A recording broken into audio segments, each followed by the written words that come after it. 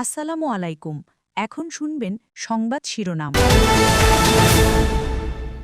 Grade বাস্তবায়নের দাবিতে সারা দেশে সরকারি মেডিকেলের টেকনোলজিস্ট ও ফার্মাসিস্টদের কর্মবিরতি, কমপ্লিট শাটডাউনের হুঁশিয়ারি। 3 দফা দাবিতে সরকারি প্রাথমিক শিক্ষকদের কমপ্লিট শাটডাউন কর্মসূচি, পরীক্ষা নিয়ে অনিশ্চয়তা, মাধ্যমিকে শিক্ষকদের কর্মবিরতি স্থগিত। গর্ব করার মতো ঐতিহাসিক নির্বাচন হবে ফেব্রুয়ারিতে, বললেন প্রধান উপদেষ্টা। নিরাপত্তা ও দুর্যোগ মোকাবেলায় সশস্ত্র বাহিনীর প্রশংসা। ক্ষতিগ্রস্ত নির্বাচন ব্যবস্থা সংস্কারের চেষ্টা চলছে। সাংবাদিক প্রশিক্ষণ কর্মশালায় ইসি সানাউল্লাহ সচিব বললেন, শতাব্দীর সেরা ভোট উপহার দিতে চান তারা। আসসালামু আলাইকুম। এতক্ষণ শুনছিলেন সংবাদ শিরোনাম, এখন শুনবেন বিস্তারিত। 10ম গ্রেড বাস্তবায়নের দাবিতে সারা দেশে সরকারি হাসপাতালের মেডিকেল টেকনোলজিস্ট ও ফার্মাসিস্টরা সকাল থেকে দুপুর পর্যন্ত কর্মবিরতি পালন করেছেন। এতে রোগ নির্ণয় পরীক্ষা ও ওষুধ বিতরণ কার্যক্রম বন্ধ থাকায় চরম ভোগান্তি পোহাতে হয় রোগী ও স্বজনদের। দাবি আদায় না হলে আগামীকাল থেকে কমপ্লিট শাটডাউনের হুঁশিয়ারি দিয়েছেন আন্দোলনকারীরা। কিছুই খাই নাই, আমি এখন খাইতে পারি না। নিজের ভোগান্তির কথা বলছিলেন এই বৃদ্ধা। চাঁদপুর 250 শয্যা জেনারেল হাসপাতালে চিকিৎসা নিতে এসে মেডিকেল টেকনোলজিস্ট ও ফার্মাসিস্টদের কর্মবিরতি কর্মসূচির মুখে ভোগান্তিতে পড়েন তিনি। শুধু চাঁদপুরই নয়, দেশের বিভাগীয়, জেলা ও উপজেলা পর্যায়ের সরকারি হাসপাতালগুলোর মেডিকেল টেকনোলজিস্ট ও ফার্মাসিস্টরাও 10ম গ্রেড বাস্তবায়নের দাবিতে সকাল থেকে দুপুর পর্যন্ত কর্মবিরতি কর্মসূচি পালন করেন। রোগ নির্ণয় পরীক্ষা ও বিনামূল্যের ওষুধ না পেয়ে চরম ভোগান্তিতে পড়েন রোগী ও তাদের স্বজনরা। অনেকেই পরীক্ষা নিরীক্ষার জন্য ছোটেন বেসরকারি ডায়াগনস্টিক সেন্টারে। এখনো পারি না। আমরা বলছে যে 12টা পর্যন্ত এই কর্মবিরতি চলবে। সেক্ষেত্রে আমরা সাধারণ রোগীরা এখানে দাঁড়িয়ে আছি, আমাদের কোনো সেবা পাচ্ছি না। আমাদের একটা ন্যায্য দাবি, আমাদেরকে 10ম গ্রেড না দিয়ে 11 নম্বর গ্রেডে আটকে রাখা হয়েছে। আগামীকাল থেকে লাগাতার শাটডাউন চলবে। আমাদের দাবি একটাই, 10ম গ্রেড। এটা আমাদের দাবি না, এটা আমাদের অধিকার। রোগীদের জিম্মি করে দাবি আদায়ের এই আন্দোলন নিয়েও প্রশ্ন তোলেন সেবা নিতে আসা অনেকে। ছটার থেকে সিরিয়াল দিচ্ছি, ছটার থেকে দাঁড়াই লইছি। সবাই দাঁড়ায় আছে এখানে, আমাদের খুবই কষ্ট হচ্ছে। ওনারা কি বাস্তবায়ন করতেছে আমরা তো বলতে পারতেছি না, তো আমাদেরকে এরকম কষ্ট দেওয়া তো ঠিক না। আন্দোলনকারীদের অভিযোগ, বিভিন্ন সময় আশ্বাস দেয়া হলেও কর্তৃপক্ষের সদিচ্ছার অভাব ও আমলাতান্ত্রিক জটিলতায় তাদের দাবি বাস্তবায়ন হচ্ছে না। সরকারের কাছে উদাত্ত আহ্বান, জরুরি ভিত্তিতে আমাদের এই 10ম গ্রেডের দাবি বাস্তবায়ন এবং প্রজ্ঞাপনের মাধ্যমে আমাদের দাবি বাস্তবায়ন করার জন্য বিশেষভাবে অনুরোধ করছি। যদি 10ম গ্রেড ইতিমধ্যে প্রদান করা হয়, তাহলে আমরা এই কর্মবিরতি থেকে আমরা চলে যাব, আমরা স্ব কাজে ফিরে যাব। আমাদের এই 4 ঘন্টা কর্মবিরতির পরও যদি সরকারের টনক না নড়ে, আগামীকাল থেকে আমাদের পূর্ণাঙ্গ শাটডাউন, পূর্ণাঙ্গ কর্মবিরতি চলবে। দাবি বাস্তবায়ন না হলে আগামীকাল থেকে আরো কঠোর কর্মসূচির হুঁশিয়ারিও দিয়েছেন সরকারি হাসপাতালের মেডিকেল টেকনোলজিস্ট ও ফার্মাসিস্টরা।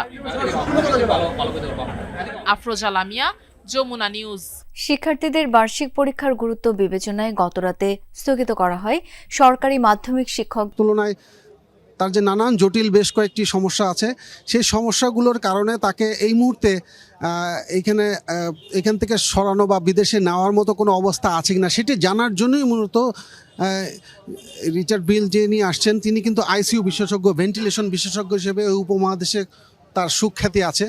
তিনি মূলত এসে পর্যবেক্ষণ করবেন যে এখান থেকে তাকে বাইরে কোথাও মুভ করা যাবে কি যাবে না। তো এখন পর্যন্ত আমরা যতটুকু জেনেছি বাইরে নেওয়ার মতো অবস্থায় এখনও নেই। তার অবস্থা যদি আরও একটু উন্নতি না হয়।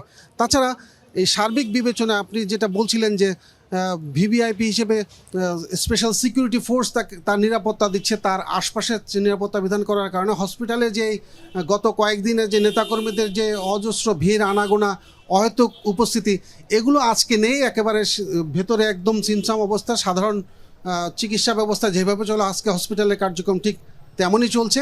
শুধুমাত্র বাইরে কিছু উদ্বিগ্ন নেতাকর্মী বা উদ্বিগ্ন সমর্থকরা আছেন। সবাই আশা করছেন, পরিবারের সদস্যরা আমাদের জানিয়েছেন যে দেশবাসীর কাছে এই মুহূর্তে বেশি বেশি দোয়া করার জন্য, বেগম জিয়ার জন্য। সোহার। একদমই তাই। তুহিন, আপনাকে অনেক ধন্যবাদ। আওয়ামী লীগের আক্রোশের শিকার হয়েছিলেন বেগম খালেদা জিয়া। কোনো অন্যের কাছে মাথা নত করেননি বলে দল মত নির্বিশেষে সকলের কাছে তিনি প্রিয়। নয়াপল্টনের ভাসানী মিলনায়তনে বিএনপি চেয়ারপারসনের সুস্থতা কামনায় মিলাদ মাহফিলে একথা বলেন দলের স্থায়ী কমিটির সদস্য ডক্টর আব্দুল মঈন খান। বলেন, খালেদা জিয়া আইনের প্রতি শ্রদ্ধাশীল ছিল বলেই আদালতে হাজিরা দিতে গিয়েছিলেন খালেদা জিয়া এ দেশের মানুষের আস্থার প্রতীক। নানা ষড়যন্ত্র তাকে দেশ থেকে সরিয়ে দিতে চাইলেও অদম্য মনোবল নিয়ে মানুষের পাশে থেকেছেন তিনি।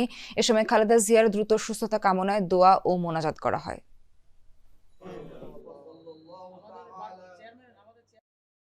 আপনারা জানেন তিনি আইনের প্রতি শ্রদ্ধাশীল হয়ে মিথ্যা মামলায় তিনি কারারুদ্ধ ছিলেন। কত বড় মানসিকতা থাকলে এই কাজ করতে পারে আপনারা ভেবে দেখুন। এমন একজন রাজনীতিবিদ যিনি কোনোদিন প্রতিহিংসায় বিশ্বাস করেন না, যিনি কখনো রাগ করে কারোর সঙ্গে কথা বলেন না। গুম নির্যাতনের মামলায় শেখ হাসিনা সহ 17 জনের বিরুদ্ধে রাষ্ট্রপক্ষের শুনানি শেষ হয়েছে। আসামি পক্ষের শুনানির জন্য 14 ডিসেম্বর দিন ঠিক করেছে আন্তর্জাতিক অপরাধ ট্রাইব্যুনাল। এর আগে মামলায় সেনাবাহিনীর 10 কর্মকর্তাকে সেনানিবাসের সাব জেল থেকে নেওয়া হয় ট্রাইব্যুনালে। ঢাকা সেনানিবাসের বিশেষ কারাগার থেকে শীতাতপ নিয়ন্ত্রিত প্রিজন ভ্যানে করে তাদের ট্রাইব্যুনালে নেওয়া হয়। অভিযোগ শুনানিতে সাব জেলে বসে ভার্চুয়ালি হাজিরা দিতে চেয়ে আবেদন করেন সেনা কর্মকর্তারা। তা খারিজ করে দেয় ট্রাইব্যুনাল। সেনা কর্মকর্তাদের বিরুদ্ধে অভিযোগ, আওয়ামী লীগের 15 বছরের শাসনামলে গুম, খুন ও বিচার বহির্ভূত হত্যাকাণ্ডের সঙ্গে তারা জড়িত ছিলেন। এই মামলায় শেখ হাসিনা ও তার নিরাপত্তা উপদেষ্টা তারেক আহমেদ সিদ্দিক, সাবেক স্বরাষ্ট্রমন্ত্রী আসাদুজ্জামান খান কামাল, লেফটেন্যান্ট কর্নেল সরওয়ার বিন কাসেম সহ আসামি মোট 17 জন। আন্তর্জাতিক অপরাধ ট্রাইব্যুনালে ব্রিফ করছেন চিফ প্রসিকিউটর তাজুল ইসলাম। সরাসরি যাচ্ছি সেখানে। না, সে কারণে উনিও এটা মানেন না, এই ধরনের একটা ইমপ্রেশন তৈরি হয়। আদালত এইসব ব্যাপারে তাকে সতর্ক করেছেন, ভবিষ্যতে এটা না বলার জন্য বলেছেন। কিন্তু আমরা যেটা অবাক হয়েছি, তিনি এই নিয়ে তিনজনের ব্যাপারে, শেখ হাসিনার ব্যাপারে 2 বার তিনি নিজের থেকে আগ্রহ প্রকাশ করেছেন নিয়মের বাইরে গিয়ে যে আমি স্টেট ডিফেন্স লয়ার হতে চাই। এটা বাংলাদেশে কোথাও কখনো শোনা যায়নি যে আদালতে গিয়ে কেউ বলে যে অমুক পলাতক আসামির পক্ষে আমি আইনজীবী হতে চাই। এটা আনপ্রেসিডেন্টেড হওয়ার পরেও আদালত কিন্তু তার প্রতি শ্রদ্ধা দেখিয়ে এবং ফর অল ফেয়ারনেস তাকে কিন্তু নিয়োগ দিয়েছিলেন। আদালতের আদেশের প্রতি তিনি কিন্তু শ্রদ্ধা দেখাননি এবং তিনি অশ্রদ্ধামূলকভাবেই একটা চিঠি লিখেছিলেন, যেটা খুবই অনাকাঙ্ক্ষিত। এবং এরপরে তিনি বলেছেন, একদিকে তিনি বলছেন যে তিনি তার ক্লায়েন্টের আদালতের প্রতি আস্থা নাই, অন্যদিকে তিনি বলছেন আরেকজন আসামি ফজলুর রহমান, যার বিরুদ্ধে কন্টেম্প্ট প্রসিডিংস ড্র হয়েছে, তার ব্যাপারে উনি বলেছেন আমি ওনাকে ডিফেন্ড করতে চাই। অথচ আমরা জেনেছি জনাব ফজলুর রহমান সাহেব ওনাকে আইনজীবী হিসেবে নিয়োগ দেননি, তিনি আলাদা আইনজীবী নিয়োগ করে তিনি এখানে পিটিশন পাঠিয়েছেন। এবং এটা আপনাদেরকে আজকে জানিয়ে দেই, জনাব ফজলুর রহমান আনকন্ডিশনাল অ্যাপোলজি দিয়ে আদালতের কাছে ক্ষমা প্রার্থনা করেছেন। তিনি একটা পিটিশন জমা দিয়েছেন, সেটা হয়তো 8 তারিখেই শুনানি হবে। জনাব ফজলুর রহমান বলেছেন যা কিছু তিনি বলেছেন এটা ভুলে বলেছেন এবং তিনি আদালতের মার্সি চান, অ্যাপোলজি দিতে চান। অথচ জনাব পান্না